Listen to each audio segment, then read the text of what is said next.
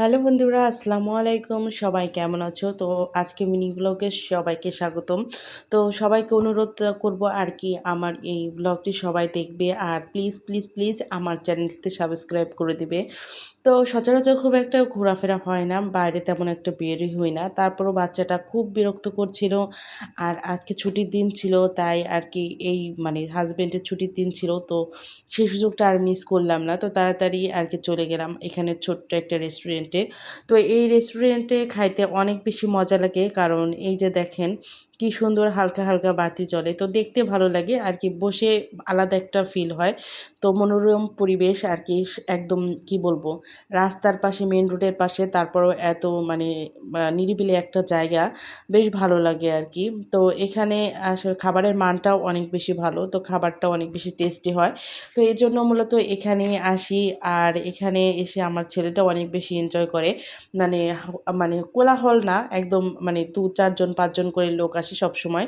তো এখানে ও অনেক বেশি এনজয় করে। হাঁটাহাঁটির জায়গা আছে। তো সামনে আরো বেশি জায়গা আছে। আর দোলনাও আছে। ওখানে বাচ্চারা আসলে বেশি আনন্দ পায়। জীবনে কিন্তু একটু ভালো থাকার জন্য হলেও একটু ঘোরাফেরা প্রয়োজন। তো সবসময় কিন্তু ঘরের ভিতর বসে থাকলে ভালো লাগে না। জীবনে এইটুকুই কিন্তু সুখ। টাকা-পয়সা তো আসবে যাবেই। তারপরেও যতটুক সামর্থ্যের মধ্যে কোলায় তো নিজেকে ভালো রাখার চেষ্টা করতে হবে।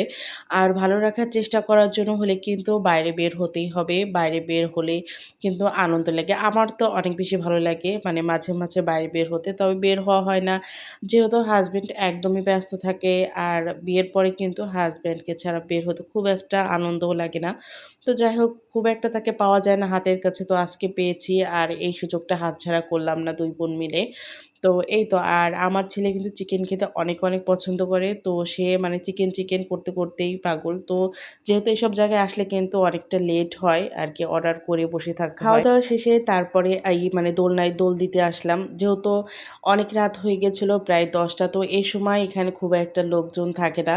তো লোকজন না থাকাতেই অনেক বেশি ভালো হয়েছে। কারণ এই দোলনায় দোলানোর জন্য সুবিধা হচ্ছে। কেননা না হলে লোকে বলবে, "হায়, হায় বুড়ি বিটি আবার দোলনায় দোল দিচ্ছে।" যাই হোক তারপরও আমার দোলনায় দোল দিতে খুব বেশি ভালো লাগে। তো ছেলেকে নিয়ে একটু দোলনায় দুলছিলাম।